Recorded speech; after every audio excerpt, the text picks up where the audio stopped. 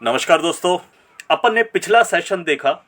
पिछले सेशन में अपन ने देखा कि लोग ऑब्जेक्शन देते क्यों हैं, माने हमारे पास ऑब्जेक्शन आता क्यों है। तो उसमें मेन दो चीज जो अपन को समझ में आई। आदमी अगर प्रोडक्ट ले रहा है तो ये दो चीज क्या क्या होती हैं। एक होती है नीड, माने सबसे पहला फैक्टर है नीड। अगर नीड है और नीड उसको समझ में आ गई तो वो प्रोडक्ट लेगा। और दूसरा, उसको हर किसी को कुछ ना कुछ शंका होती है, कुछ क्लियर करना चाहते हैं, कोई डाउट होता है। तो अगर डाउट क्लियर हो गए हैं तो भी वो सामने वाला लेगा।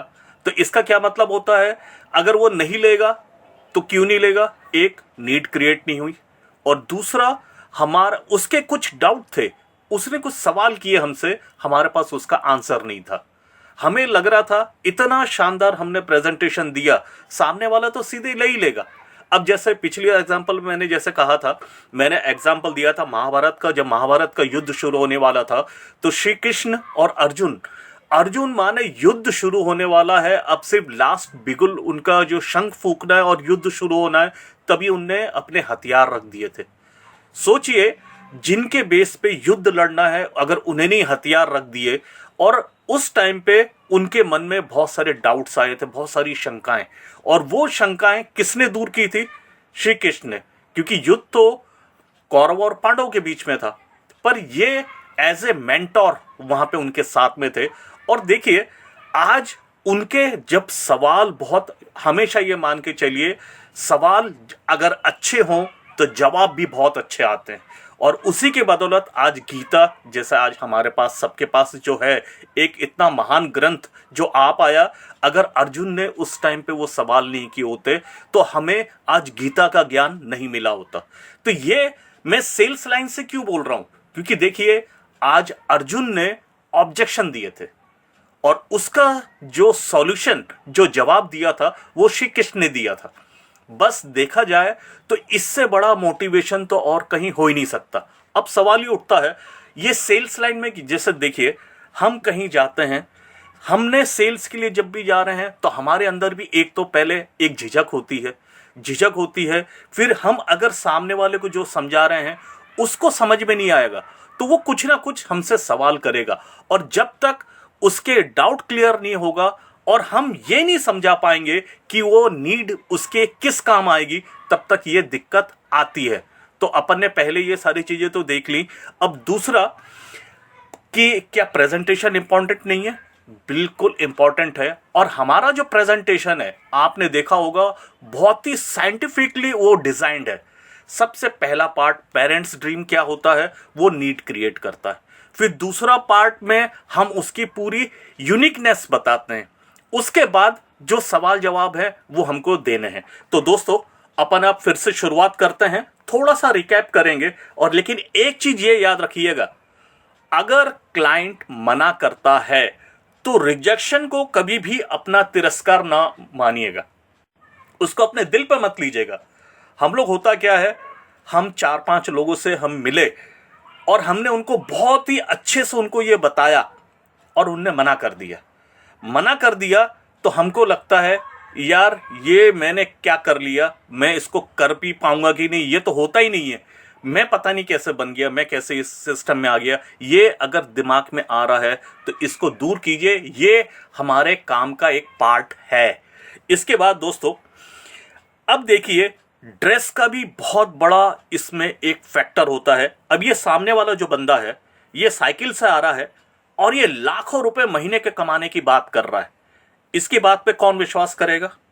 और वैसा ही अब ये दूसरा आदमी आया है, वो भी ऐसी बात कर रहा है, और जो तीसरा आदमी है वो भी बात कर रहा है। अब जो ये, आप तीसरे की बात मानेंगे, दूसरे की बात मानेंगे, या पहले वाले की बात मानेंगे? तीनों ही लाखों रुपए महीने की बात कर रहे हैं। तो इसमें किसकी बात करेंगे हम, किसकी बात को महत्व देंगे? तीसरे की ना। तो अब सवाल ये उठता है, क्योंकि ड्रेस कितना है, हम मीटिंग में इनमें से किसकी तरह तैयार होके जा रहे हैं?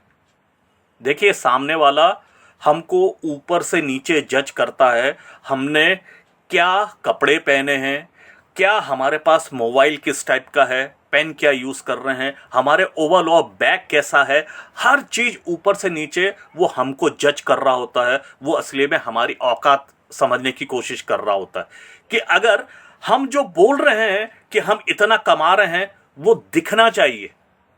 तो ये उसके अंदर एक चीज ये डाउट आया कि ये सामने वाला कमाता भी है क्या। तो देखिए, इसके लिए जब हम एक प्रोफेशनल काम करते हैं तो प्रोफेशनल ड्रेस होनी जरूरी है। इसके बाद दोस्तों, अच्छी ड्रेस पहनने से हमारा आत्मविश्वास ज्यादा होता है और ग्राहक हमको बहुत सीरियसली लेता है। इसका एग्जांपल दूं तो हमारा किसी एक आदमी के साथ बहुत ही जबरदस्त लड़ाई हुई और वो सामने वाला जो है हमारे जो कद काठी है उससे थोड़ा कम ही था, हमसे थोड़ा सा कमजोर था। अपन ने उसको तबीयत से धो दिया। अब वो बंदा भी चला गया, हम भी अपने घर आ गए। दूसरे दिन वही बंदा हमारे घर का दरवाजा नॉक करता है। अब वो पुलिस इंस्पेक्टर की ड्रेस पहना हुआ है। अब हम पे क्या असर होगा? अगर हमको मालूम होता वो पुलिस की ड्रेस पे होता तो हमने पिछले दिन उसके ऊपर हाथ उठाना तो दूर, उससे माफी मांग के भग लिए होते। ये ड्रेस का इंपैक्ट होता है।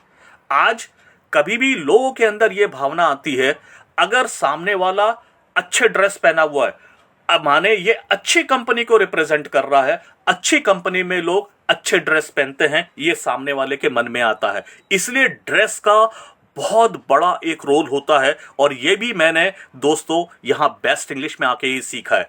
इसके बाद दोस्तों, अब हम जब सामने वाले के किसी के पास जा रहे हैं, वहां पे नीड क्रिएट करना है, तो नीड हमको अलग अलग तरीके से करने का रहता है। अब जैसे कैसे, अब हमें सामने वाले को पर्पस बताना है।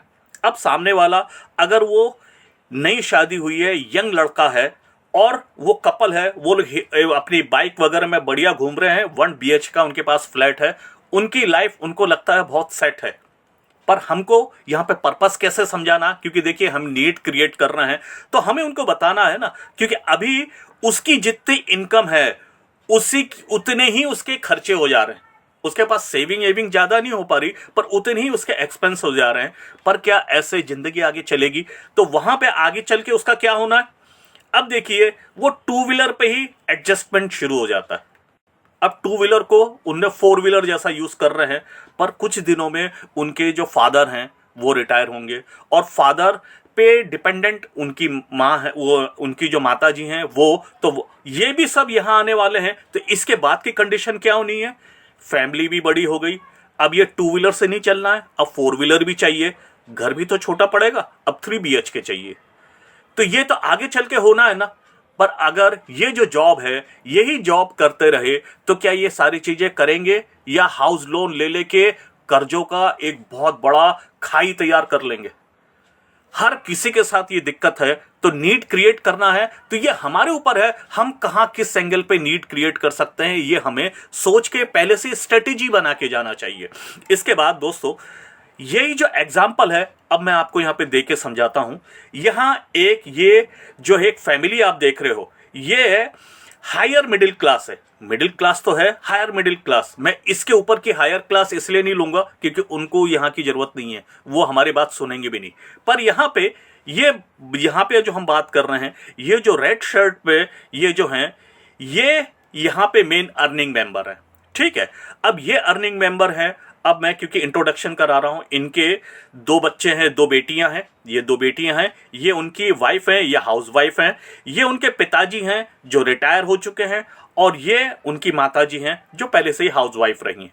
अब दोस्तों, ये जो कहानी इनकी शुरू होती है फैमिली की, अब इनने पढ़ाई कौन सी की? इनने BE भी किया और MBA भी किया है, बहुत अच्छा जॉब कर रहे हैं। और जॉब के अब इनने ये जो मकान जिसमें ये रह रहे हैं उनने लोन पे उठाया है, हाउस लोन, उनकी EMI कट रही है।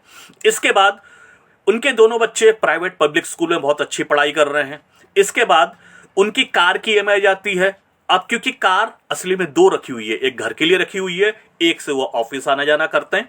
इसके बाद जहां सोसाइटी में जिस जगह पे रहते हैं वहां हर महीने का मेंटेनेंस चार्जेस वगैरह भी बहुत इनको तगड़ा देना पड़ता है। कार का पेट्रोल वगैरह भी बहुत तगड़ा इनको लगता है। इसके अलावा इनका जो खाना है बहुत ही स्टैंडर्ड का खाना खाते हैं, कुछ नहीं है तो बाहर से भी मंगवा लेते हैं। और यहां पे रिस्क की अगर मैं बात करूं, ये 100% रिस्क है। अब रिस्क क्यों है? क्योंकि कमाने वाले सिर्फ एक हैं, सोर्स ऑफ इनकम एक है। अब इनको जितनी भी उनकी सैलरी है कटने पिटने के बाद, उनके पास जो उनके पास सैलरी कटने के बाद आती है 50,000 पर मंथ। अब लोग कितने हैं? 6, तो 50,000, तो 50,000 डिवाइडेड बाई 6, 8,333 रुपए पर पर्सन के हिसाब से इनके फैमिली की अगर देखा जाए तो ये कंडीशन है। यहां पे आपको जो चीज मैंने बताई, इस फैमिली का एग्जांपल दिया, इससे नीड क्रिएट होती कि नहीं? क्योंकि ये जो बंदा है, ये बंदा सुबह से निकलता है और 10 से 12 घंटे काम करता है और उसके बाद इस तरीके से घर को चला रहा है, लेकिन उसके पास क्या अलग से कहीं कुछ काम करने के लिए कुछ है क्या? पर उसकी जो फैमिली में और भी जो 3 मेंबर हैं, 3 मेंबर कौन कौन? उनके पिताजी, उनकी वाइफ और उनकी माताजी, ये तीनों यहां पे बेस्ट इंग्लिश का काम कर सकते हैं कि नहीं, उसको प्रमोट कर सकते हैं कि नहीं, और इससे वो उनको सपोर्ट कर सकते हैं कि नहीं। तो इस तरीके से देखिए, एग्जाम्पल हमको कुछ ना कुछ नए नए हमेशा बनाने चाहिए। इसके बाद याद रखें, सेल्स के जो भी आपको स्टेप्स बताए गए हैं उसको बहुत अच्छे से वही का वही फॉलो कीजिएगा। अपने मन में तो होता क्या है, हम लोग अपना दिमाग लगा के कुछ भी करने लगते हैं, और आप जितनी अच्छी तैयारी के साथ दमदार प्रेजेंटेशन देंगे, आपको उतने ही कम ऑब्जेक्शन मिलेंगे। आपको आत्मविश्वास से लड़ना है और जल्दी हार नहीं माननी है। अब कैसा प्रोसेस शुरू होता है? ओपनिंग शुरू करनी होती है। ओपनिंग माने हम जो स्टार्टिंग करते हैं वो बहुत ही दमदार होना चाहिए। हम कौन हैं, कहां से आए हैं, बहुत ही शॉर्ट लेकिन बहुत दमदार बताना है। इससे क्या होता है, हम लोगों का अटेंशन अपनी तरफ खींचते हैं। और दूसरा, जब भी हम ये काम करें, सामने वाले अगर कोई टीवी देख रहे हैं तो वो टीवी वगैरह सब बंद करवाइए, जो भी डिस्टर्बिंग एलिमेंट हैं, और मोबाइलों को, जो सबसे बड़ा डिस्टर्बिंग एलिमेंट है, उसको भी साइलेंट करवाइए। और सारी फैमिली के मेंबर्स जितने हैं उनको एक साथ बिठाइए और एक साथ प्रेजेंटेशन दीजिए। पर इसमें एक चीज याद रखिएगा, बहुत ही छोटे बच्चे वगैरह का कोई हैं, क्योंकि वो बहुत ज्यादा डिस्टर्ब करेंगे, उनको उस मीटिंग से बाहर कीजिएगा, ताकि वो लोग अपन के जो भी हम बता रहे हैं वहां डिस्टर्बेंस ना हो। इसके बाद प्रोबिंग, हमें कुछ छोटे मोटे सवाल जवाब ऐसे पूछने चाहिए जिससे सवाल जवाब क्या, फॉर्म वाला एक होता है। फॉर्म माने फैमिली, और वो किस ऑर्गेनाइजेशन में काम करते हैं, और उसका रिएग्रेशन करना है, माने उसकी प्रॉब्लम वाले पार्ट क्या हैं। फिर उसके हिसाब से हमारा जो ओवरऑल प्रोग्राम है, जो बेस्ट इंग्लिश का, बेस्ट माने इंग्लिश का हमारा कोर्स भी और दूसरा अर्निंग पार्ट भी, वो कैसे फिट हो सकता है, उसकी हेल्प कर सकता है, वो हमें यहाँ पे देखना है। फिर जब हम ये सारे सवाल जवाब करते हैं, तब सामने वाले को, क्योंकि देखिए जब ध्यान होगी तब वो बहुत अच्छे से उसमें उसकी रुचि जगेगी। इसके बाद सपोर्टिंग, अब यहाँ पे जब उसको भरोसा होता है तो अब हमारा प्रेजेंटेशन शुरू करना चाहिए। ऐसा नहीं कि हम जाते ही सीधे हम प्रेजेंटेशन देना शुरू कर दें, तो सामने वाला को तो कुछ समझ में ही नहीं आता, और सीधे हमने अगर ये शुरू कर दिया तो वहां पे वो तो बस जल्द से जल्द वहां से उस मीटिंग को खत्म करना चाहता है, वो नहीं करना है। इसके बाद तब क्लोजिंग पे भी अब होता क्या है, हमने फर्स्ट पार्ट भी कर लिया, सेकंड भी कर लिया, थर्ड भी कर लिया, पर हम लोग क्लोजिंग की कोशिश ही नहीं करते। जो लोग भी नए हैं, क्योंकि ये मैंने भी गलती की थी, मुझे लगता था मैंने इतना शानदार प्रेजेंटेशन दिया है, सामने वाला अपने आप ही पैसे दे देगा। कोई भी सेल्स में अपने आप पैसा निकाल के नहीं देता, ये याद रखिएगा। पैसे मांगने पड़ते हैं, और पैसे अगर हम नहीं मांगेंगे, सामने वाला नहीं देगा, कभी नहीं देगा। और नहीं तो हम लोग क्या करते हैं, सर कैसा लगा, हाँ ठीक है बढ़िया, तो फिर सर फिर अपन क्या कर सकते हैं, ठीक है मैं सोच के बताता हूँ, ठीक सर कब तक, बोले बस 2-3 दिन में बताता हूँ, और हम लोग भाग लेते हैं। हमें लगता है हमने तो इतना शानदार दिया और ये तो बहुत बढ़िया है। असली में हमने आगे बढ़ के क्लोजिंग के लिए मांगे ही नहीं, वो हमने अपना कम कॉन्फिडेंस दिखाया कि हमें बेचने में हम कॉन्फिडेंट नहीं हैं। तो दोस्तों, इसके बाद जब भी स्टार्ट करते हैं, ये 8 स्टेप ये जरूर करना चाहिए। सबसे पहले खुद का एक शानदार इंट्रोडक्शन दें, छोटा सा क्यूट लेकिन बढ़िया सा। फिर इसके बाद वहां पे कुछ ना कुछ ऐसी चीज हो जिसके बारे में तारीफ करनी है। सेकंड नंबर प्लेजेंटरीज बोलते हैं। अब जैसे यह बहुत अच्छी कोई पेंटिंग पहनी वहां पे लगी हुई हो, या उनके घर का जो डेकोर है वो बहुत अच्छा हो, या किसी ने कोई अच्छी ड्रेस पहनी हो, कुछ भी एक चीज जिसके हम, और वो भी चापलूसी नहीं करनी है, हल्का सा, तो हर किसी को कोई भी चीज जो उनकी चीज है जो अच्छी है और हमने उनको बताया तो वो तो जानते हैं वो चीज अच्छी, लेकिन पर हर किसी को तारीफ अच्छी लगती है। कुछ नहीं तो वो अगर जिस कैरियर में जिसमें भी है उसके बारे में तारीफ कर दें। इसके बाद एजेंडा, हम वहां जो गए हैं क्यों गए हैं उसके बारे में क्लियरली बोल दीजिए, कभी भी उसको हाइड मत कीजिए, छुपाइए मत, क्योंकि कोई भी ये पसंद नहीं करता कि हम क्यों गए हैं, हम उस चीज को छुपा रहे हैं स्टार्टिंग में। इसके बाद वैल्यू ऑफ एजेंडा, इससे उनकी जिंदगी में क्या क्या फर्क पड़ने वाला है उसके बारे में बताना है। फिर टाइम ड्यूरेशन, टाइम ड्यूरेशन जरूर बताना चाहिए। अगर मान लीजिए हमने अगर टाइम ड्यूरेशन नहीं बताया पर सामने वाले ने अंदाजा लगा लिया खुद ही कि ये तो सिर्फ 15 मिनट का होगा, पर हमें मालूम है हमें 45 मिनट से लेके 1 घंटा लगना है, तो सीधे 1 घंटे का ही बोलें, उससे कम का मत बोलिए। और अगर सामने वाले उसके बारे में नहीं बोलें तो आप ये, अगर मान लीजिए आपने टाइम नहीं बोला, आप सीधे शुरू किए, तो उसमें क्या होता है, अगर सामने वाले ने अंदाजा किया उसको कहीं मीटिंग पे जाना था, आधे घंटे बाद उसके एक मीटिंग है और वो सिर्फ 15 मिनट हमको टाइम देके वो उसको निकलना है, क्योंकि उसको 15 मिनट जाने का भी उसका टाइम है। अब 15 मिनट बाद हमने मीटिंग शुरू ही की, हम माहौल बना ही रहे थे, उसने पहली बार घड़ी देखी तो हमने नॉर्मल उसको लिया कि ये तो नॉर्मल टाइम देख रहा है। पर जब दूसरी बार घड़ी देख के अगर वो उठने का बोलेगा तो वो हमको किस टाइप के बहाने देगा मालूम है? तो मिस्टर सेन बहुत ही बढ़िया था, अब मैं एक काम करता हूं, आपका ब्रोशर वगैरह कुछ है क्या, आप वो मुझे दे दो, मैं इसका स्टडी करके मैं बात करता हूं, क्योंकि मेरा असली में 15 मिनट में मुझे एक जगह जाना है, वहां मेरा मीटिंग है। और यहां पे क्लाइंट खड़ा हुआ, जो हमारा ग्राहक है वो खड़ा हो गया, हमारी मीटिंग वहीं खत्म हो गई। आप यकीन मानिए हमारा प्रेजेंटेशन वहीं खत्म हो गया। पर इसकी वजह गलती किस लिए थी? क्योंकि हमने उसको टाइम का वैल्यू नहीं दिया, उसको बताया नहीं। पर ये शुरुआत में ही अगर हम बोल दें तो उसको पहले से ही अंदाजा है इतना टाइम है, तो वो मीटिंग कोई भी चीज ऐसा नहीं रखेगा। इसके बाद जितने भी डिसीजन मेकर हैं, पता चला हम हस्बैंड वाइफ में से खाली हस्बैंड के साथ अगर हमने मीटिंग दे दी तो आदमी बचने के लिए एक क्या करता है, ठीक है मैं अपनी वाइफ के सिर्फ बिना पूछे मैं कोई काम नहीं करता, मैं उनसे एक बार बात कर लूं फिर आपको बताता हूं। और अगर हमने सिर्फ भाभी जी को अगर अलग प्रेजेंटेशन दे दिया तो वो अब क्या बोलेंगी, मैं ठीक है मैं वो भाई आपके जो भैया हैं उनसे मैं बात कर लूंगी, फिर मैं बताते हैं हम उनसे डिस्कस करके। देखिए ये गलती किसने की, या तो हमें नेक्स्ट मीटिंग उनके भाई साहब या उनकी वाइफ जो उनके साथ में मिलके फिर से मीटिंग करें, या फिर अब हमने गलती शुरुआत में क्या कर दी, सारे डिसीजन मेकर को एक साथ नहीं बिठाया, तो बल्कि एक साथ ही बिठाना चाहिए। बहुत बार क्या होता है, पता चला हम गए थे भाई साहब के समझाने, पर भाई साहब को तो इतना समझ में नहीं आया, वो अपनी जेब के खर्चे देख रहे थे, पर भाभी को समझ में आ गया, बच्चों को समझ में आ गया, तो हमारी डील क्लोज हो जाती है।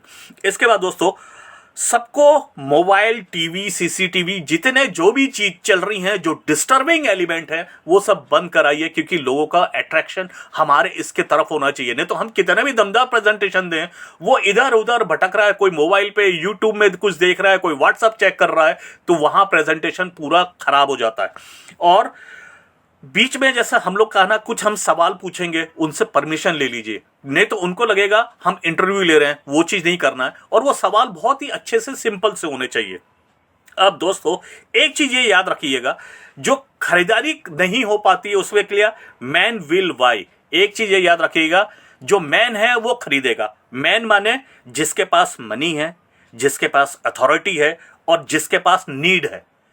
तो नीड तो हम क्रिएट करते हैं, और मनी तो ज्यादातर लोगों के पास होता है, पर अथॉरिटी अगर नहीं है तो वो मनी देने की स्थिति नहीं होगी। इसलिए जो मैं कह रहा हूं सबको एक साथ बिठाना है, तो जरूर बिठाना है।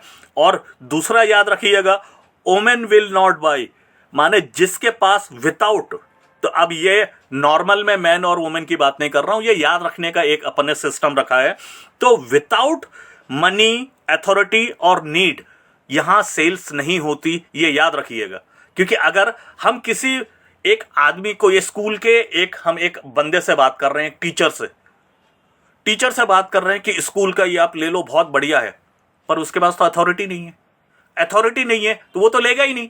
वहां तो स्कूल के जो प्रिंसिपल हैं, जो उनके मालिक हैं, डायरेक्टर हैं, वो लोग ले सकते हैं, क्योंकि ये मैं प्राइवेट स्कूल की बात कर रहा हूं। पर हम बात किससे कर रहे हैं, टीचर से, तो टीचर के पास तो अथॉरिटी नहीं है, तो दोस्तों वहां तो सेल हो गई नहीं।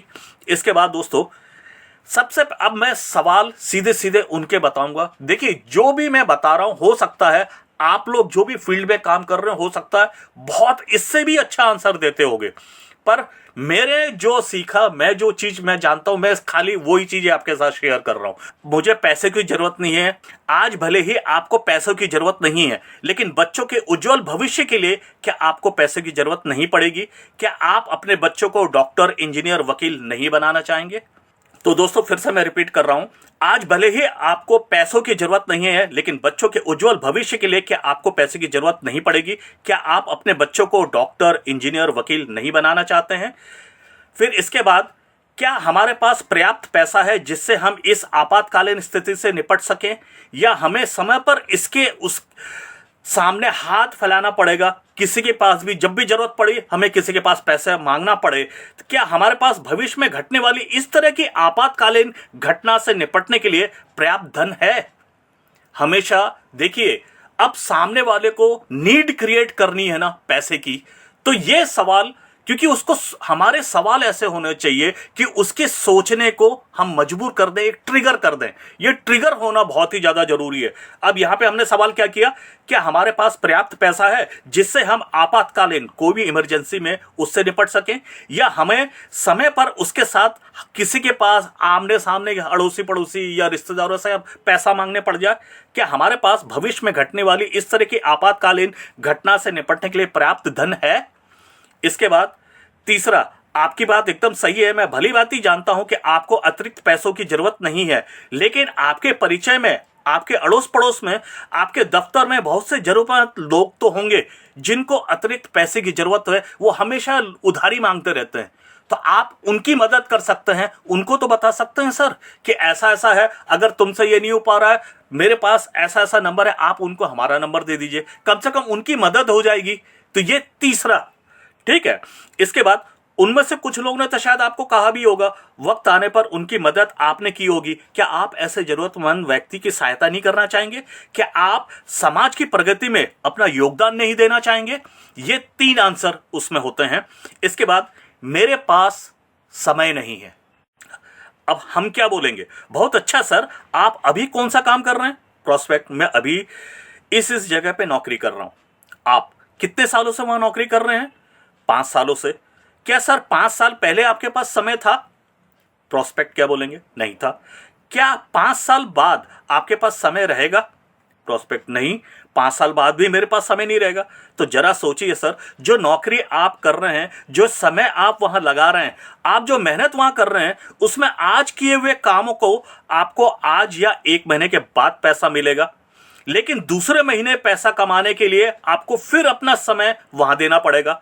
5 साल बाद के बाद पैसों के लिए 5 साल बाद भी समय देना पड़ेगा। लेकिन आज आपको ऐसे बिजनेस के बारे में बता रहा हूं जिसमें यदि आज आप काम करते हैं, आज अपना थोड़ा सा समय लगाते हैं, थोड़ा मेहनत करते हैं, तो इसके बदले आपको आज से 1 साल बाद भी पैसा मिलेगा, आपको आज से 10 साल बाद भी पैसा मिलेगा। आप हो तब भी आपको मिलेगा, आपके जाने के बाद आपके परिवार को भी मिलेगा। एक बार नहीं, बार बार मिलेगा, और जिसके लिए आपको कोई अलग से समय देने की जरूरत नहीं है। इस तरह यहां आपके समय की स्वतंत्रता मिलती है, और समय की जो इंडिपेंडेंस जो मिलती है, जो फ्रीडम है, आप ऐसा अच्छा काम नहीं है जिसको अपन कर सकते हैं? अब दूसरा, इसी क्वेश्चन का दूसरा आंसर क्या है? सर, व्यस्तता तो प्रगति की निशानी है। मुझे बहुत खुशी हो रही है कि मैं एक व्यस्त प्रगत इंसान से बात कर रहा हूं, लेकिन सर मैं जानता हूं आप कल भी व्यस्त थे और आज भी व्यस्त हैं और आने वाले दिन भी आप व्यस्त रहेंगे। लेकिन बहुत बार इस व्यस्तता में हम हमारे सामने आने वाले अच्छे अच्छे अवसरों को गवा देते हैं, और मैं नहीं चाहता कि आप व्यस्तता के कारण इस सुनहरे अवसर को गवा दें। मैं कल शाम को 6 बजे घर में आकर आपको कम समय में इस सुनहरे अवसर के बारे में बताऊंगा, इस कंपनी के पूरी डिटेल्स के बारे में बताऊंगा, जिसको सुन के आप काफी आश्चर्यचकित हो जाएंगे, आपको बहुत अच्छा लगेगा। फिर तीसरा, इसी का और एक आंसर भी क्या हो सकता है? आपकी बात एकदम सही है। जब मैंने भी ये बिजनेस प्लान के बारे में सुना था तो मेरे पास भी समय नहीं था। फिर मैंने सोचा कोई जरूरी काम हो तो हम उसके लिए समय तो निकाल ही लेते हैं, और हम सभी के लिए आमदनी के दूसरे स्रोत के लिए समय निकालना बहुत जरूरी होता है। क्या आप अपनी आमदनी बढ़ाने के लिए समय नहीं निकाल सकते? अब इसी का चौथा आंसर भी है। यदि सामने वाला व्यक्ति नौकरी पेशा है तो आप उससे कहिए, सर मैं समझ गया हूं आपके पास समय इसलिए नहीं है क्योंकि आप अपने बॉस के लिए काम करने में बहुत बिजी हैं, आप अपने बॉस की तरक्की करने में बहुत व्यस्त हैं, क्योंकि आपके पास तो तरक्की करने और आमदनी बढ़ाने के लिए इतना समय नहीं है। समय पैसे से भी ज्यादा मूल्यवान है सर। हम गया हुआ पैसा फिर से पा सकते हैं लेकिन गया हुआ समय वापस नहीं पा सकते सर। समय ही नहीं है लेकिन कब तक सर? आप दूसरे की तरक्की, दूसरे की आमदनी बढ़ाने के लिए अपना समय देते रहेंगे। आज आपके पास मौका है सर कि खुद की तरक्की के लिए भी आप समय निकाल सकें। अब यह तो चेन सिस्टम है, यह चेन सिस्टम है, यह तो लोगों को जोड़ने वाला काम है जो मुझे बिल्कुल पसंद नहीं है। क्योंकि बहुत लोग, बहुत नेगेटिविटी, क्योंकि उन लोगों ने पहले से ही एक इमेज बनाई हुई है अपने दिमाग पे, और वो वही चीज, क्योंकि देखिए लोग क्या होता है, सब आपस में माउथ पब्लिसिटी चलती रहती है, एक हवा बन जाती है और वो हवा के हिसाब से वो लोग एक धारणा बना लेते हैं और वो हर कोई उसी के बारे में बात करने लगता है। तो अब जैसे याला ऑब्जेक्शन बहुत आता है, ये तो चेन सिस्टम है, यह तो लोगों को जोड़ने वाला काम है जो मुझे बिल्कुल पसंद ही नहीं है। तो दोस्तों इसका आंसर क्या है? सुभाष चंद्र बोस और आजाद हिंद फौज, इनके बारे में तो ऐसा कौन है जो नहीं जानता होगा? इंडियन हर कोई जानता है। दोस्तों आज हमारा देश यदि आजाद हुआ है वो भी एक चेन सिस्टम की ही ताकत है। यदि चेन सिस्टम ना होता तो एक अकेले महात्मा गांधी या सुभाष चंद्र बोस कोई भी कुछ नहीं कर पाता। इन लोगों की उस समय इस चेन सिस्टम का ताकत का पता चला था और उन्होंने इस चेन सिस्टम में लोगों को जोड़ा और उन्हें जोड़कर देश को आजाद कराया। सोचिए, अकेले दम पे नहीं होता है, ये पूरी टीम वर्क, और ये टीम वर्क ही नेटवर्क है दोस्तों। इसके बाद जरा सोच के देखिए, यदि ये चेन सिस्टम ना होता तो क्या होता? फिर दूसरा आंसर आप उन्हें यह भी कह सकते हैं, सर आप बिल्कुल सही कह रहे हैं, ये एक चेन सिस्टम है, एक बार काम करो और जिंदगी भर चैन ही चैन। जी हाँ दोस्तों, ये बताने का तरीका है। किस पे कौन सा आंसर फिट बैठेगा वो थोड़ा देख के बोलिएगा। इसके बाद मुझे इसमें रुचि नहीं है, बिल्कुल इंटरेस्ट ही नहीं है, ये भी बहुत ज्यादा सवाल आता है। तो दोस्तों आपको इसमें रुचि नहीं है, इसी कारण मैं आपसे मिलने आया हूं सर, क्योंकि आज तक आपको नेटवर्क मार्केटिंग इंडस्ट्री के बारे में किसी ने भी सही जानकारी नहीं दी है, किसी ने भी आपको गहराई से नेटवर्क मार्केटिंग के बारे में समझाया नहीं है। आज मैं आपको नेटवर्क मार्केटिंग इंडस्ट्री की सही जानकारी देकर आपको यहां से किस तरह सपने पूरे हो सकते हैं, हमारे भी और हमारे परिवार के, किस तरह से एक खुशहाल जिंदगी जी सकते हैं, उसके बारे में गहराई से बताऊंगा। मेरा विश्वास है सर कि ये सारी बातें सुनने के बाद आपको इसमें रुचि जरूर आएगी और हमें हर चीज के बारे में जानना चाहिए। भले हम उसके, देखिए जानना से डिसीजन हम ले ना लें, पर जानकारी तो होनी चाहिए। और दूसरा आंसर क्या? इसके बाद आप यह भी कह सकते हैं कि अपने खाली समय में अतिरिक्त आमदनी कमाने में हर इंसान की रुचि होती है। बहुत लोग देखिए पढ़ाई लिखाई सब कुछ भी करते हैं पर एक पार्ट टाइम जॉब भी करते हैं। कुछ लोग स्कूल में, आप जैसे टीचर्स, खासकर मैं टीचर्स का इसलिए बता रहा हूं, वो स्कूल में पढ़ाते भी हैं, अलग से ट्यूशन भी करते हैं। अब डॉक्टर्स लोग हॉस्पिटल में नौकरी भी कर रहे हैं और घर पे क्लिनिक भी चलाते हैं। तो ये तो हर कोई एक पार्ट टाइम करता ही है और हर किसी को कुछ ना कुछ करना ही चाहिए। और अगर सोचिए हमारे पास अगर कोई स्किल नहीं है तो ये बेस्ट इंग्लिश वो स्किल देता है जिससे हम पार्ट टाइम पैसा कमा सकते हैं। अब दोस्तों, अब तीसरा आंसर क्या है? लेकिन मैंने देखा है कि वह रुचि इसलिए नहीं लेते क्योंकि उन्होंने कंपनी या व्यवसाय के बारे में कुछ पहलुओं पर कुछ शंकाएं हैं। तो आप कृपया करके हमें पूछिए, मुझे आपकी शंकाओं का जो भी डाउट्स है उसको क्लियर करने में खुशी होगी। अब हो सकता है सामने वाले ने पहले से ही नेटवर्किंग की हुई है और उसने उसमें पैसा कमा नहीं पाया, कोई भी कारण हो सकता है, या तो वो कंपनी बंद हो गई और कंपनी बंद हो गई, या उसके सीनियर ने उसको हेल्प नहीं की, या तो उसने खुद ने कुछ सीखा ही नहीं। और सीखा ही नहीं क्योंकि देखिए बेस्ट इंग्लिश की बात नहीं कर रहा, कोई भी नेटवर्किंग में सबसे ज्यादा फेलियर होने का कारण क्या है? यहाँ पे बहुत ही इजीली एग्जिट हो जाते हैं लोग। क्यों? क्योंकि यहाँ पे बहुत ही कम पैसा लगता है ना। तो कम पैसा लगता है तो लोग उसको एक ट्रायल बेस पे ले लेते हैं कि हो गया तो ठीक, नहीं तो इसमें बस मेरा जाएगा तो क्या, थोड़ा सा 10,000 रुपए के अंदर की चीज ही तो मेरा इतना ही तो नुकसान होगा, ये सोच के लोग ट्रायल करने आते हैं। पर हमारी मेंटेलिटी बहुत स्ट्रांग होनी चाहिए, है ना। तो यहाँ पे अब इसके बाद चौथा आंसर, कुछ लोग इसलिए हमारे साथ नहीं आते कि वे अपने कंफर्ट जोन से बाहर नहीं आना चाहते, वे अपने परिवार को रिस्क में डाल रहे हैं, वे जानते ही नहीं है।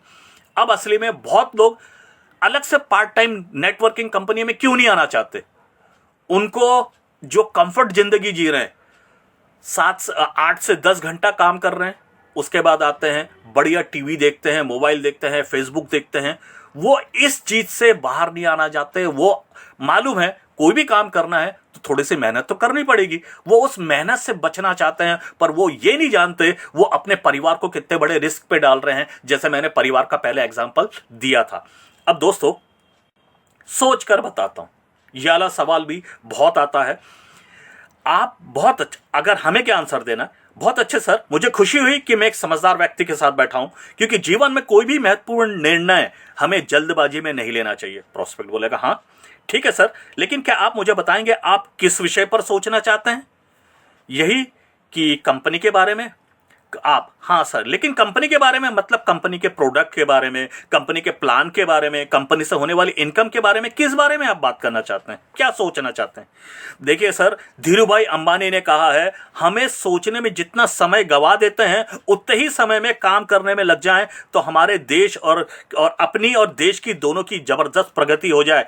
इसलिए सर आप ज्यादा सोचिए मत, जो भी अगर आप सोच रहे हैं कोई डाउट है वो सीधे हमसे पूछ लीजिए। इसके बाद सेकंड, अगर हम फोन पे बात कर रहे हैं, हम शाम को मिल रहे हैं, शाम को मिलने के बाद और भी यदि आपकी कुछ भी शंकाएं हैं, कोई भी समस्या है, तो उसका मिलकर समाधान करेंगे। नोट याद रखिएगा, किसी भी इंसान को हमने अगर प्रेजेंटेशन दिया है तो उसको सोचने के लिए 12 से ज्यादा घंटे नहीं देने। 12 घंटे से ज्यादा समय अगर उसको दिया, क्योंकि उसके हाथ हमने जो भी प्लान दिया है वो सिर्फ 48 आवर्स तक उसके दिमाग में रहेगा, फिर वो सब कुछ भूल जाएगा। उसके बाद होगा क्या? और एक बार देखिए, जो लोहा अगर गर्म होता है उसको शेप दिया जा सकता है। अगर हमने उसको गर्म किया था, हमने उसको शेप नहीं दिया, तो वो वापस फिर गर्म होना क्या है, वो हमारा मोबाइल उठाना बंद कर देगा। आप यकीन मानिए, वो हमेशा फिर या तो मीटिंग में होगा या बाहर होगा या हमारा फोन ही नहीं उठाएगा। तो इसलिए कभी भी 12 घंटे से ज्यादा समय नहीं देना है, और 12 घंटे में नहीं है तो 48 आवर्स के अंदर वो चीज हो ही जाना चाहिए। और इसके बाद, इसलिए यदि प्लान सुनने के बाद कोई व्यक्ति सोचने के लिए समय मांगता है तो उसे 12 घंटे से अंदर ही उसको बताना है, ऑब्जेक्शन को क्लियर करना है। और अगर सुबह मिले हैं तो शाम को, शाम है तो दूसरे दिन सुबह उसकी मीटिंग फिक्स कीजिए। हमें सामने वाला प्रोस्पेक्ट जब कहता है कि सोचकर बताऊंगा, तो आप उन्हें यह भी कह सकते हैं ऐसा ही मेरे साथ भी हुआ था सर, मैंने भी ये सेम सवाल ही, मैंने भी यही जवाब दिया था जब मैंने ये प्लान सुना था। जब मैंने ये प्लान सुना था तो मेरे दोस्त ने, उसने भी, हम दोनों ने एक साथ ये प्लान सुना था, पर देखिए मैंने सोचने में ज्यादा टाइम लगा दिया। आज वो 50,000 रुपये महीने का कमा रहा है और मैंने लेट कर दिया तो मैं 30,000 रुपये महीने का कमा पा रहा हूं, क्योंकि मैंने उससे लेट कर दिया था। अब इसके बाद देखिए, मैं नहीं कर सकता। अब ये वाला जो सवाल है, मैं नहीं कर सकता, इसके बारे में असली में देखिए मैंने कहा ना कि कारण क्या है। अब कारण कुछ भी हो सकता है, या तो वो उसको उस स्टैंडर्ड का नहीं समझ रहा है, या उसको खुद पे भरोसा नहीं है कि वो इस काम को कर पाएगा कि नहीं, क्योंकि उसको वो दिख रहा है कि ये सामने वाला जितने अच्छे से बोलता है मैं तो बोल नहीं पाता, मैं बेच पाऊंगा क्या, ये उसके मन में कुछ भी हो सकता है। अब यहाँ पे क्या, आपको नहीं करना है मत कीजिए, कोई जबरदस्ती नहीं है, मगर एक बार उस प्लान और व्यवसाय को समझने में तो कोई बुराई नहीं है। हो सकता है आप नहीं कर सकते, कोई बात नहीं, लेकिन व्यवसाय को समझने के बाद हो सकता है आपकी जान पहचान में कोई व्यक्ति यह व्यवसाय कर सकता है जिसको आप जानते हो और आप कॉन्फिडेंट हो, उसको वो ये कर लेगा, जिससे आपके माध्यम से किसी बेरोजगार को रोजगार मिल जाएगा, किसी का भविष्य सुधर जाएगा। सर तो ये चीज करना चाहिए कि नहीं? क्योंकि देखिए आज हर किसी को तो नौकरी मिल नहीं पाती, तो आप दूसरों को हेल्प कर सकते हैं। इसके बाद, यह छोटे मोटे काम मैं नहीं करता। बहुत लोग को लगता है कि ये जो है स्टैंडर्ड काम नहीं है, उनके अंदर जो है उनके मन में ये पहले से ही धारणा, मैंने कहा ना, लोग धारणा से ही डिसीजन लेते हैं। पहले से अगर ये धारणा बनी हुई है तो अब हमें याले क्वेश्चन पे क्या जवाब देते हैं? आपका कहना बिल्कुल ठीक है, नेटवर्क मार्केटिंग लागत लगाने के मामले में बहुत ही छोटा सा बिजनेस है, इतना छोटा कि हर तरह का व्यक्ति इसको कर सकता है। लेकिन पैसा कमाने के मामले में नेटवर्किंग मार्केटिंग बिजनेस बहुत बहुत बड़ा मॉडल है, इतना बड़ा कि दूसरों के बिजनेस में दूसरों लोग को करोड़ों लगाकर जितना वो कमाएंगे उससे कई गुना ज्यादा नेटवर्क मार्केटिंग में कमा सकते हैं, जिसमें देखा जाए तो लागत कुछ भी नहीं है। सोचिए, बिना बोलते हैं आम के आम गुठलियों के दाम अगर वो बोला जाए तो वो बेस्ट इंग्लिश, या कोई भी आप नेटवर्किंग की बात कर रहे हैं तो बेस्ट इंग्लिश ऐसा चीज है कि प्रोडक्ट क्या है, आपने आम लिया था पर गुठली गुठली अगर आपने जो है उसको फेंका नहीं, आपने यहां पे उसको बीज बोया। अब सोचिए कुछ ही दिनों में ये पेड़ बनेगा। पेड़ बनेगा माने ट्री बना, और ट्री बना तो वो फल कौन सा देगा? आम देगा, और वो लगातार फल देगा, लगातार हर साल, और हमारे बाद हमारी जनरेशन को भी तो आगे उसका फायदा मिलना है। और वैसा ही अब क्या है, नेटवर्क मार्केटिंग में सेल्समैनशिप करनी पड़ती है। बहुत लोग ये अब बोलते नहीं है, पर अगर हमें ये समझ में आना चाहिए उसके मन में क्या चीज है। अब उसने बोला कि ये सेल्समैनशिप करनी पड़ती है, मार्केटिंग करनी पड़ती है, ये बहुत करना पड़ता है। तो दोस्त यहां पे क्या आंसर देना, नेटवर्क मार्केटिंग में डायरेक्टर बनने के लिए आपको अपने जीवन काल में सिर्फ 5-10 ही लोगों को प्रोडक्ट बेचना होगा, सिर्फ 5-10। उसके बाद प्रोडक्ट बेचने की जरूरत ही नहीं पड़ेगी। सिर्फ 10 साल में टीम की मदद से आप डायरेक्टर बनकर 3 लाख रुपए महीने के कमा सकते हैं। उसके बाद 3 जनरेशन भी एंजॉय करेगी। और एक सेल्समैन को तो जिंदगी भर प्रोडक्ट बेचना होता है सर। नेटवर्क मार्केटिंग बिजनेस है, सेल्समैनशिप नहीं है। जी हां दोस्तों, आज सेल्समैन लगातार उसको बेचना होता है। यहां पे जो बेस्ट इंग्लिश में बेचना नहीं होता। हमें सिर्फ 10-15, अभी अगर हमने 5 से 10 भी अगर बेचे हैं, उन्हीं में से ही जो लीडर आते हैं जिनको ये प्रोडक्ट भी अच्छा लगता है और इनकम का जरिया भी अच्छा लगता है, वही लोग ही आपको यहां पे बेस्ट इंग्लिश एकमात्र ऐसी जगह है जहां 3,000 से लेके 3 लाख रुपए महीने के कमाए जा सकते हैं, और उससे भी ज्यादा। और ये एक अनलिमिटेड है, जिसमें सोचिए जो मेहनत आज आप कर के एक चीज को सेटअप कर रहे हैं, उससे लगातार पैसा आता जाए, और आपका जो रिटायरमेंट है वो भी बहुत अच्छा निकले। इससे अच्छा और क्या हो सकता है। इसके बाद यह तो टीम बनाने का, लोगों को सिखाने का, लीडरशिप करने का बिजनेस है। बोले नेटवर्किंग के बारे में सही चीज क्या बताना है, यह तो टीम बनाने का, लोगों को सिखाने का और लीडरशिप करने का बिजनेस है। यहां हमें प्रोडक्ट बेचना नहीं है और ना ही लोगों को प्रोडक्ट बेचना सिखाना है। यहां तो लीडरशिप करके लोगों को सिखाना और नेटवर्क बनाना सिखाया जाता है दोस्तों। इसके बाद सही कहूं तो यह तीसरा आंसर क्या है, सही कहूं तो नेटवर्क मार्केटिंग बेचने का या सेल्समैनशिप करने का बिजनेस नहीं है। यह तो अपने अनुभव, जो भी आपने सीखा है, वो दूसरे के साथ बांटने का सिस्टम है। जी हां, आज हम लोग, आज जैसे देखिए टीचर्स क्या करते हैं, स्टूडेंट्स को सिखाते हैं। एक पिताजी जो हैं अपने बेटे को सिखाते हैं, और वैसा ही जो मां है वो अपनी बेटी को सिखाती है। वैसा ही ये भी वैसा ही काम है। और यहां माउथ पब्लिसिटी सबसे ज्यादा होता है, और शुरुआत में हर कोई जीरो होता है, एक बच्चे जैसा ही होता है, बस धीरे धीरे हर कोई ग्रोथ करके लीडर बनता है। और इसके बाद जो चौथा आंसर क्या देना, इसके बाद जरूरत पड़ने पर हम प्रॉस्पेक्ट को यह भी बता सकते हैं कि विख्यात लेखक और सफल उद्योगपति जॉन फ्लेमिंग ने क्या कहा है, नेटवर्क मार्केटिंग में सफल होने के लिए किसी पैदाइशी सेल्समैन की अक्सर पहली चीज यह करनी होती है कि वो बेचने के बारे में जो भी चीज जानता है वो सब भूल जाए।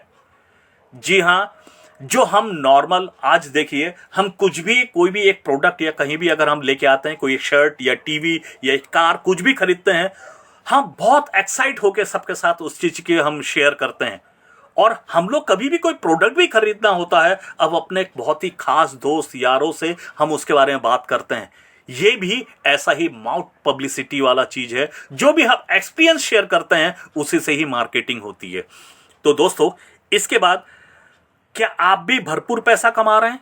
क्योंकि देखिए सामने वालों को कोई भी डाउट हुआ, उसको ये लगा कि इससे इतना पैसा कमाया जा सकता है क्या? हो सकता है हमारे कपड़े वपड़े से उसको कुछ डाउट हुआ हो, या उसको लग रहा है, चीज तो उसको समझ में आ रही है, पर उसको लग रहा है वाकई में ये जितना दावे करते हैं उतना पैसा मिलता भी है क्या? तब हमें क्या करना है, कभी भी अपनी इनकम को बढ़ा चढ़ाकर मत बताइए। जो इनकम है वही बता दीजिए। और अगर आप नए हैं, आप ज्यादा इनकम नहीं बता पा रहे हैं, तो अपने कोई भी लीडर जो भी कमा रहा है उससे रिलेटेड चीज उसके बात बताएं। तो आर्थिक स्थिति यदि प्रोस्पेक्ट की ठीक है, तो ऐसे समय में जो सीनियर लीडर जो कमा रहे हैं उनके पास अचीवमेंट है, उनसे रिलेटेड कोई भी प्रूफ उनको दिखा दीजिए, जरूरत पड़ने पे उनसे बात भी करा दीजिए या मीटिंग भी करवा दीजिए। ठीक है। इसके बाद अब और एक सवाल, ये लोगों को बहुत, ये लोग सवाल कैसे भी करें, वो घूम फिर के असली में यही होता है, कंपनी भाग गई तो, बंद हो गई तो दोस्तों इसका, आप सर आपके घर के पास एक किराने की दुकान है, वो दुकान बहुत ही जोर शोर से चल रही है, इतनी की दुकान खुलने के पहले ही ग्राहकों की भीड़ लग जाती है, जिससे दुकान का मालिक दिन का 10,000 रुपये कमा रहा है, तो क्या अगले दिन वो दुकान बंद करके भाग जाएगा? नहीं ना। तो फिर कंपनी कैसे भाग जाएगी? अपने कंपनी के बारे में भी हमें बताना है, ऐसा ही एक दमदार तरीके से बताना है। और दूसरा, सर जी यह व्यवसाय भागने वाला नहीं है, बल्कि गरीबी को भगाने वाला है। यहां पर आप सामने वाली कंपनी के बारे में काम कर रहे कुछ शिक्षित लोगों के बारे में, जैसे डॉक्टर, वकील, हमारी कंपनी में जितने भी लोग हैं, हमारे कंपनी में भी टीचर्स हैं, डॉक्टर्स हैं, वकील्स हैं, इनकी सबकी लिस्ट हमारे पास होनी चाहिए, हम उनको दिखा पाएं। देखिए यहाँ से इंदौर से रितेश अग्रवाल जी हैं, और जैसे और भी जो है अभी डॉक्टर कुमार भी एक उनकी भी एंट्री हुई है दमदार। फिर हमारे टीचर्स में पूजा सैनी मैडम है, नरेश सर हैं यहाँ पे, और कंप्यूटर रिलेटेड से अगर कोई हम बात करते हैं तो हमारे पास रंजीत पांडे सर हैं, अकाउंट से रिलेटेड कोई करते हैं तो निर्मल गांधी सर हैं। इस टाइप के एग्जाम्पल आपके पास दमदार होने चाहिए, उनके फोटो वगैरह कोई भी एक पीडीएफ बना के या कोई एक अलग फोल्डर बना के रखिए व्हाट्सएप का, उसमें उनकी सबकी डिटेल रखिए कि हर फील्ड के लोग हैं यहाँ पे, जीरो से लेके ऊपर तक हर कोई की फील्ड है, हर कोई यहाँ पे काम कर रहा है, क्योंकि ये हमारे बोलने पे नहीं होगा, उनको प्रूफ दिखाना पड़ेगा। अब दोस्तों, अब ये सब जब हम बताते हैं और जब तब उसको भरोसा आता है कि मेरी फील्ड के लोग भी अगर कर रहे हैं तो मैं भी कर पाऊंगा, ये भरोसा तभी आएगा उसके पास। इसके बाद, मेरे बच्चे इंग्लिश मीडियम स्कूल में पढ़ते हैं, मुझे इस पैकेज की जरूरत नहीं है। मेरे बच्चे पहले से इंग्लिश मीडियम में। अब यहां पे, क्योंकि ये मैंने भी याला ऑब्जेक्शन झेला है, तो दोस्तों यहां पे क्या बोलना है? सर आपको ये बात एकदम सही है, मैं भली भांति जानता हूं आपके परिवार को जरूरत नहीं है, लेकिन आपके, क्योंकि अब वहां पे हम जहां गए हैं, जो हस्बैंड वाइफ है दोनों बहुत अच्छी इंग्लिश बोलते हैं, और जो बच्चे हैं वो बहुत ही फर्राटेदार इंग्लिश बोलते हैं। अब हमें तो नहीं मालूम था, अब वो इंग्लिश बोलते हैं, उनको वहां पे नीड क्रिएट नहीं हो पाई। हमने बहुत ही दमदार प्रेजेंटेशन दिया तो भी नीड क्रिएट नहीं हो पाई, पर हम क्या कर सकते हैं? सर आपकी बात एकदम सही है, मैं भली भांति समझता हूं कि आपके परिवार को जरूरत नहीं है, लेकिन आपके परिचय में, आपके पड़ोस में, आपके दफ्तर में ऐसे बहुत से जरूरतमंद लोग होंगे जिनको इसकी जरूरत है, जो अपने बच्चों को आपके जैसे बहुत अच्छे स्कूल पे नहीं पढ़ा पाए। जैसे हमारे प्रेजेंटेशन पे जो 20% वाला जो हम एग्जाम्पल देते हैं, हम वाली फैमिली में जाके घुस गए थे, तो यहां पे अब हम वहां पे घुस तो गए हैं, नीड क्रिएट नहीं कर पा रहे थे, तो यहां पे ये वाला आंसर देना है। इसके बाद, उनमें से कुछ लोगों ने तो शायद आपको कभी कहा भी होगा कि आप ऐसे जरूरतमंद व्यक्ति की सहायता नहीं करना चाहेंगे, क्या आप समाज के प्रगति में अपना योगदान नहीं देना चाहेंगे? क्योंकि देखिए, आप और आपके बच्चे वो बहुत लकी हैं कि आपने उनको ये सब दिया, पर दूसरों को भी ये चीज मिलनी चाहिए ना सर। तो ये आप उनकी तो हेल्प कर सकते हैं, ये मेरा कार्ड है, ये मेरा नंबर है, आप उनको, या आप मुझे अगर कोई रेफरल भी अगर मुझे दे सकते हैं तो सर मैं आपकी वजह से उनकी हेल्प हो जाएगी। तो वहीं पे या तो नोट कर लें, क्योंकि वो आदमी पैसे नहीं दे रहा है, प्रोडक्ट नहीं ले रहा है, पर रेफरल नंबर तो दे सकता है कुछ लोग के। अगर हमें 1-2 ही रेफरल मिल गए, हमारे लिए वही काफ़ी है। इसके बाद, मैं मेरे अभी के काम से बिल्कुल संतुष्ट हूं। अब सामने वाला वो इतना ही कह के उसने हमें छोड़ दिए, लेकिन क्या आपके साथी कभी भी दोस्त परिचित भी अपने काम से खुश हैं? बोलेंगे नहीं है। यदि ऐसे लोगों को हम कुछ करने का मौका मिलता है तो क्या उनके लिए कुछ करना नहीं चाहिए? ये भी, क्योंकि देखिए आंसर्स बहुत कुछ मिलते जुलते से ही आपको मिलेंगे। प्रोस्पेक्ट हाँ जरूर करना तो चाहिए। तो सर आज हमारे पास खाली समय का सदुपयोग बिना किसी बड़ी लागत के अतिरिक्त आय कमाने का एक सुनहरा मौका है। नेटवर्किंग मार्केटिंग ही है जो ये मौका देता है, जिसमें जुड़कर आप अपने मित्र, साथियों, परिचितों को एक अतिरिक्त आय कमाने का मौका दे रहे हैं। इसके बाद जरूरत पड़ने पर हम इस तरह के प्रोस्पेक्ट को मीटिंग, सेमिनार के लिए भी बुला सकते हैं, या सीनियर लीडर से भी मिलाना अच्छा रहता है। मान लीजिए कोई एक ऐसा प्रोस्पेक्ट है, आपने मीटिंग किया पर वहां क्लोजिंग नहीं हो पाई, पर वो 50-50 चांस आपको लगा, तो हमारा जो भी सेमिनार होता है उसमें जरूर बुलाइएगा, वहां पे वो डील क्लोज हो जाती है, क्योंकि माहौल एक ऐसा असर करता है, वहां पे वो डील क्लोज होने के चांसेस बहुत ज्यादा होते हैं। तो सेमिनार्स को कभी भी छोड़िएगा मत, और वो नहीं हो सकता तो वेबिनार पे बुलाइए जो डेली होता है, सिर्फ मंडे को छोड़ के। तो दोस्तों, इसके बाद मेरे पास इस काम का अनुभव नहीं है, माने अंदर से देखिए इस काम का अनुभव नहीं है, तो वो हमको मना नहीं कर रहा है, वो करना चाहता है, पर उसके अंदर वो कॉन्फिडेंस नहीं है कि वो इसको कर पाएगा कि नहीं। तो हमें इसमें आंसर क्या देना है? आज दुनिया में जितने भी बड़े लोग ने जितनी भी बड़ी बड़ी सफलता पाई हैं, उनको किसी को भी उनके क्षेत्र का अनुभव बिल्कुल नहीं था। जैसे सचिन तेंदुलकर ने जब क्रिकेट खेलना शुरू किया था, तब उनको भी क्रिकेट खेलने का कोई अनुभव नहीं था। अमिताभ बच्चन को भी फिल्म की जगत में आने से पहले में फिल्मों में काम करने का कोई भी अनुभव नहीं था, ठीक है।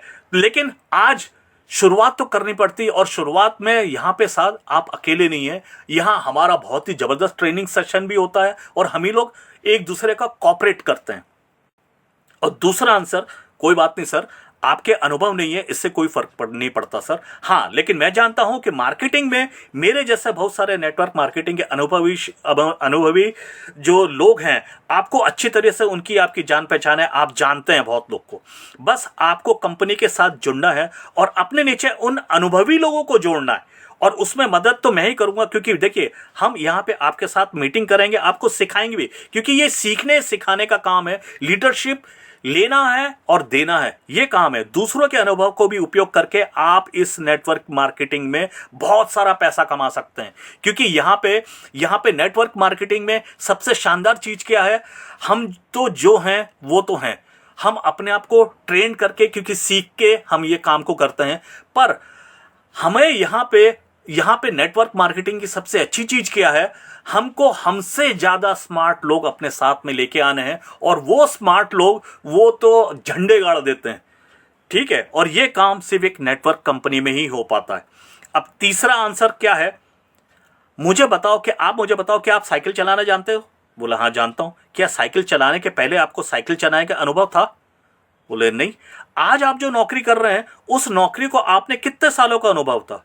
बोले कुछ भी नहीं, मैं तो फ्रेशर था।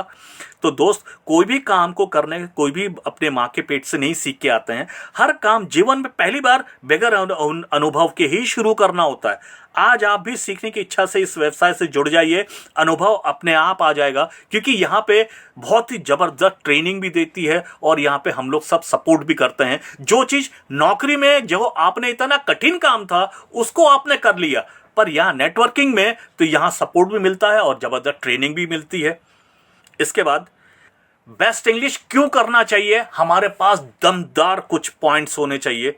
क्यों करना चाहिए? जैसे बहुत बार क्या है, सामने वाला डिसीजन ले नहीं पा रहा, हमने सब कुछ किया पर वो डिसीजन लेने में उसको दिक्कत आ रही है, तो हमें एक पेपर में बीच में लाइन खींच के, बीच में एक प्लेन पेपर में बीच में लाइन खींचेंगे, और लेफ्ट साइड में क्यों करना चाहिए, पहले ये पॉइंट्स हमारे पास बहुत स्ट्रांग होने चाहिए, हमें ये पहले लिख लेने। क्या बेस्ट इंग्लिश से क्या होता है? स्ट्रांग कम्युनिकेशन आता है, सेल्फ कॉन्फिडेंस बढ़ता है, प्रोफेशनल ट्रेनिंग, फ्री में प्रोफेशनल ट्रेनिंग दी जाती है, कैरियर बूस्टर, हम जो भी काम कर रहे हैं उसमें उस कैरियर में बूस्टर आ जाता है, क्योंकि देखिए काम करने का तरीका और इंग्लिश कम्युनिकेशन होने से अपने आप ही बूस्टर आ गया, आपका कम्युनिकेशन अच्छा हो जाएगा, आप लेटर वगैरह जो भी लिख रहे हैं हर चीज बहुत अच्छी हो जाएगी। फिर स्ट्रांग का देखिए यहाँ पे स्ट्रांग जीके भी हो जाता है, जीके बहुत स्ट्रांग हो जाएगा, फिर पूरी की पूरी फैमिली की ग्रोथ एक साथ होती है। इसके बाद समाज में, आज देखिए समाज में आपका सम्मान भी बढ़ेगा, क्योंकि ओवरऑल आज आप इंग्लिश कम्युनिकेशन और सब कुछ है, क्योंकि देखिए भारत एक ऐसा देश है, यहाँ पे अगर आप हिंदी में सबसे बात करते हैं तो आप भैया कहलाएंगे, और आप इंग्लिश में बात करने लगे सब आपको सर करके आपको अच्छी इज्जत देने लगेंगे।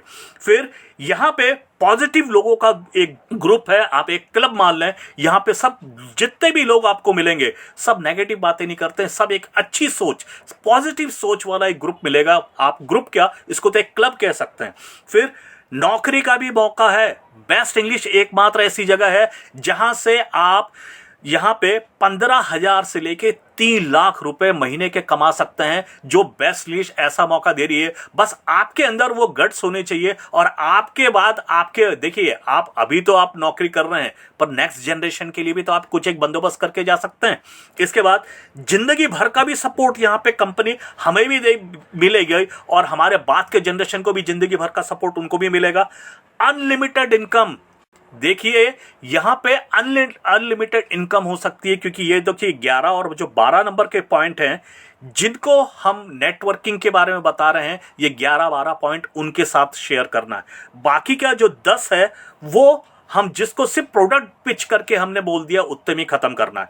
तो अनलिमिटेड इनकम कमाने का अगर कोई एक तरीका है, सोचिए अनलिमिटेड इनकम माने हम तो कमाएंगे, हमारे बाद की नेक्स्ट जनरेशन जितनी भी जनरेशन है वो भी सब पैसे उनको भी मिलेगा। तो आज सोचिए, नौकरी में आज काम किया, महीने भर काम किया, अगले महीने पैसे मिल गए, खत्म। लेकिन यहां आज साल भर, 3 साल, 4 साल, 5 साल में अगर भी जो भी आपने काम किया, हमें भी पैसा लगातार मिलना है, हमारे नेक्स्ट जनरेशन को भी लगातार मिलना है। ये और किसी चीज में पॉसिबल ही नहीं है, सिर्फ यहां पे बेस्ट इंग्लिश ये सब कुछ दे सकता है। और अगली जनरेशन की भी तो सेफ्टी हो गई। सोचिए, हम इंश्योरेंस कराते हैं किस लिए? अगर हमें कुछ हो जाए, हमारे बाद जो हमारे जो स्पाउस, जो उत्तराधिकारी फैमिली मेंबर्स हैं, वो लोग फाइनेंशियली सेफ रहें। पर यहां सोचिए, बेस्ट इंग्लिश का प्रोडक्ट खरीदा, पर हमने अपने फैमिली मेंबर्स को फाइनेंशियली सेफ कर दिया। फाइनेंशियली सेफ क्यों कर दिया? अब यहां पे बेस्ट इंग्लिश ही है जो प्रोफेशनल ट्रेनिंग भी देगी, और कैसे ट्रेनिंग देके कैसे फील्ड से पैसे कमाए जा सकते हैं वो भी सिखाएगी, और लगातार सपोर्ट भी करेगी। तो आज हमने उनकी जिंदगी देखिए, क्योंकि हम इंश्योरेंस कराते हैं, इंश्योरेंस कराने से एक मुश्त पैसा मिलेगा, जो 6 महीने साल भर में वो पैसा खत्म हो जाएगा। फिर फैमिली मेंबर्स को अपने पैसे कमाने के लिए घर के बाहर निकलना ही पड़ेगा। तो कम से कम ये एक ऐसी चीज है जिससे वो लोग लगातार पूरे फैमिली मेंबर्स में हर कोई काम कर पाएगा, हर कोई सपोर्ट करके लगातार पैसा कमा पाएगा। इसके बाद क्यों ना करें, सामने वाले को एक लिख दीजिए, क्यों नहीं करना चाहिए आपके हिसाब से, वो उसको दे दो। दोस्तों, एक जो सर्वे के हिसाब से सामने वाला 3-4 से मैक्सिमम 3 या 4, इससे ज्यादा कुछ लिख ही नहीं पाएगा कि वो क्यों नहीं करना चाहिए। इसको बेंजामिन फ्रैंकलिन क्लोज कहते हैं। ये लास्ट में इस दांव को खेलना चाहिए, ठीक है? क्योंकि अब देखिए, सामने वाले के पास ये लिस्ट है। अब क्योंकि हम लोग क्या तराजू में तोलते हैं ना अपना डिसीजन, करें नहीं करें, तो तराजू का जो वेट हमें बढ़ाना है वो इसके थ्रू बढ़ाया जाता है। इसके बाद दोस्तों, लास्ट क्लोज। अब हमें क्या है, सामने वाले ने उसके मन में कुछ भी है वो हमको बताया ही नहीं। उसने कितने भी हमने कोशिश कर ली, हमने सारी चीजें, छुपे हुए ऑब्जेक्शन वगैरह से लेके हर चीज करने की कोशिश की, अब सामने वाले ने ऑब्जेक्शन ही नहीं बताया। तो अब क्या करें? तो ये लास्ट क्लोज जो है, ये क्या होता है, अब सामने वाले को ये देखिए, यहां सिर्फ एक्टिंग करनी है कि हमने हार मान ली, हम अपना पैकअप शुरू कर रहे हैं, बैग वैग सब संभालने लगते हैं, लैपटॉप सब अंदर रख रहे हैं कि अब लास्ट क्लोज में क्या करना है। बोले सर, मैंने प्रेजेंटेशन का जो भी सबसे बेस्ट तरीका होता था, मैंने जो सीखा था वो मैंने प्रेजेंटेशन आपको दिया, पर सर मुझे लगता है मेरे किसी पॉइंट पे या कहीं कोई चीज पे कुछ गलती हो गई है, जिसकी वजह से आज आप ये प्रोडक्ट के लेने के बारे में डिसीजन नहीं बना पा रहे हैं। सर क्या कारण है, आप मुझे बताएंगे, ताकि नेक्स्ट में जहां पे भी जाऊं कम से कम ये गलती मैं ना दोहराऊं। अब सामने वाला वो सोचता है मैं तो जीत गया, तो वो एक्चुअल जो ऑब्जेक्शन है, बोलेगा नहीं, आपने ये जो बोला ये तो ठीक है, आपने जो बताया, आपका नो डाउट प्रोडक्ट वगैरह सब कुछ अच्छा है, पर असली में क्या है, मेरा क्या है, इस टाइम पे क्या है, पैसे की थोड़ी दिक्कत है, और पैसे की दिक्कत है, नहीं तो प्रोडक्ट वो बहुत अच्छा है, मैं जब भी होगा, नहीं तो मैं बताता हूं आपको फोन करके, मुझे असली में क्या पैसे की दिक्कत है। अब देखिए, हमें यहां पे जवाब मिल गया, ऑब्जेक्शन मिल गया कि वो पैसे की दिक्कत पर कोई भी वो शर्म के मारे वो बताना नहीं चाह रहा था कि वो पैसे की दिक्कत है, माने वो प्रोडक्ट तो लेना चाह रहा है। अब यहां पे अब हम उसी पॉइंट से उसको लेके बताएंगे, बोले सर पैसे की दिक्कत है, इसलिए तो इस काम को करना है, ताकि जिंदगी में आगे हमें कभी भी पैसों की वजह से कोई अच्छा डिसीजन ना ले पाए, ऐसा ना हो। और ये काम फिर हम उनको अपना फिर से, अब देखिए उसका एक ही ऑब्जेक्शन था और वो ऑब्जेक्शन हमने उसको क्लियर कर दिया, तो हम यहाँ पे डील को क्लोज कर सकते हैं। इसके बाद ग्राहक का ऑब्जेक्शन देना एक अच्छा संकेत है। सेल्स ऐसे ही ग्राहक के पास से होती है।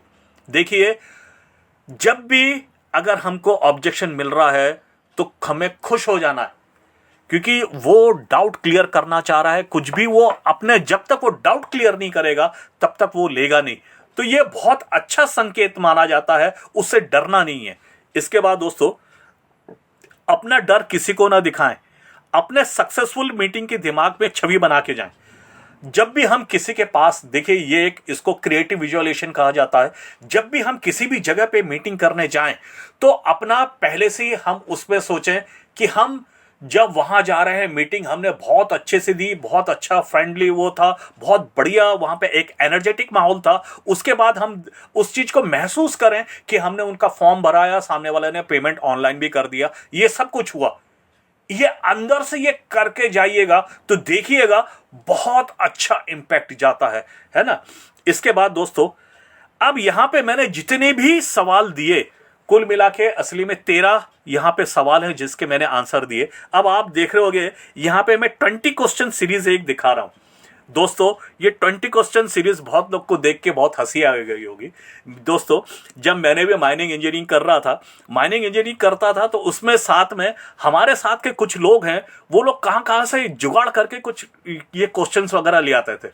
मैंने बोला यार, अपन जब साल भर में पूरा बुक्स पढ़ रहे हैं तो अपन को ये अलग से 20 क्वेश्चन सीरीज ये सब पढ़ने की क्या जरूरत है। बोले अरे भाई, अगर ये पढ़ लिया तो बस पास हो जाएंगे, ये मैं जानता हूं, मैं अभी तक यही तो करता आ रहा था। बोला अरे यार, तो मैंने अपने एक सीनियर हैं, वो भी पढ़ने में अच्छे थे, उनसे मैंने पूछा कि ये अगर ऐसा है कि ये करना चाहिए। बोले देखो, उनने मुझे जो गाइड किया, बोले पढ़ने में कोई बुराई नहीं है, लेकिन उसको खाली वो पढ़ के नहीं जाओ। बोले फिर सर क्या करना चाहिए। बोले इसको पहले तो आपने पूरा साल भर अपनी पूरी पढ़ाई की है ना, पर कल एग्जाम है, इसको पढ़ के चले जाओ, माने इसको रिवाइज करके चले जाओ, तो हमें जो आता है वो तो आता ही है, पर ये और अच्छे से आ जाएगा।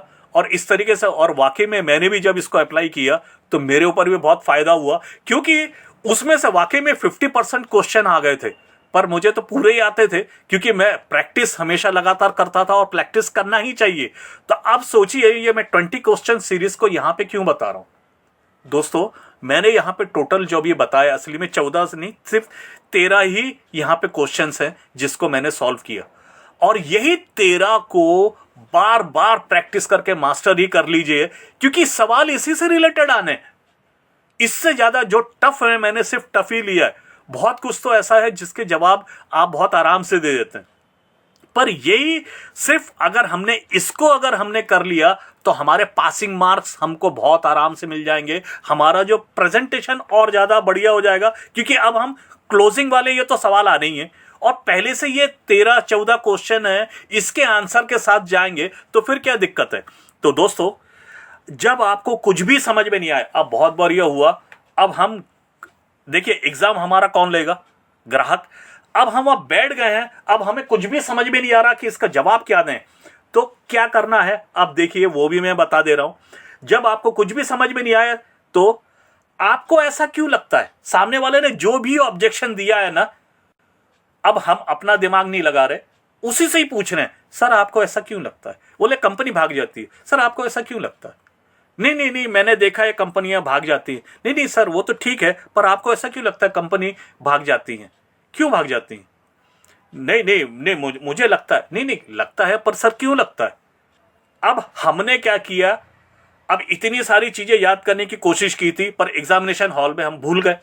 पर ये चीज तो याद रख सकते हैं, इसी से ही आप देखिए सामने वाला खुद ही खुल खुल के सब बता देगा। इसके बाद और एक है, अगर ये कंपनी नहीं चली तो हमें यहां पे जस्ट रिवर्स देना है। क्या देना है, सर अगर चल गई तो। नहीं नहीं, ऐसा नहीं होता है, ऐसे कंपनियां काम नहीं कर पाती हैं। पर सर कंपनी काम कर गई तो। ये कंपनी में लोग पैसा नहीं कमा पाते, पर सर पैसा कमा लिया तो। और वो माने जो भी बोले, अगर जैसे वो बोलते हैं कि नहीं नहीं नहीं नहीं, आजकल इंग्लिश कोई ऐसा नहीं सीखता है।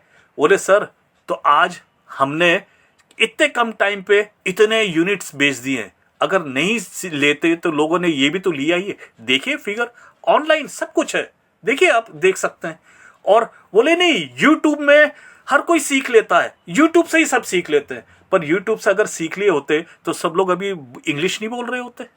देखिए बस हमें कॉन्फिडेंस के सामने वाले के पास, आपको हमारा कॉन्फिडेंस देख के ही वो सामने वाला कन्विंस होता है। इसके बाद अब बहुत बार होता है कि अब हमारी सोच से हम शिकार या शिकारी बनेंगे, ये हमारी सोच डिपेंड करती है।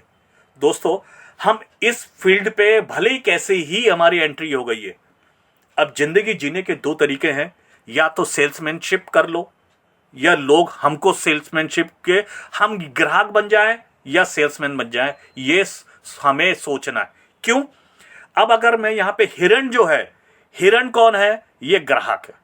ये कौन है? ये सेल्समैन है।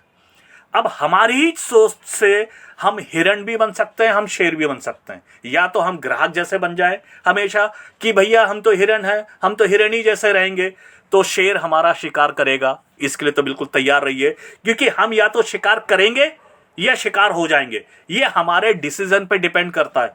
क्योंकि आज हम जो भी कर रहे हैं, अगर हमने सोच लिया कि हम तो शेर बनेंगे, तो अगर हम शेर बनेंगे तो हमारी यही भावना हम अपनी नेक्स्ट जनरेशन को भी वही सिखाएंगे।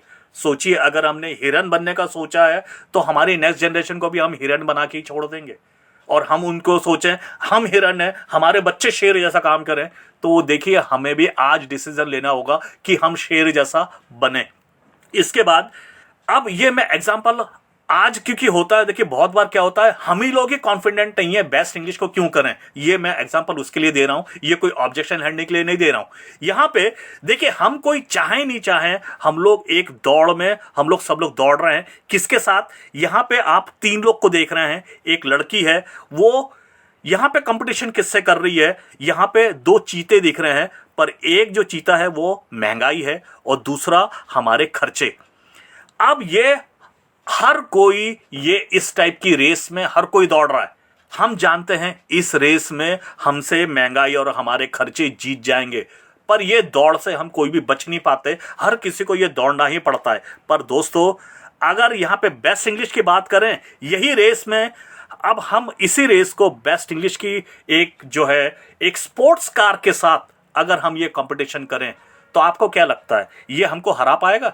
अगर ठीक है हम जीत भी ना पाए, पर हम उससे कंपटीशन कर पाएंगे दोस्तों। इसके बाद इसके साथ ही मैं यहीं पे विराम दूंगा। थैंक यू दोस्तों।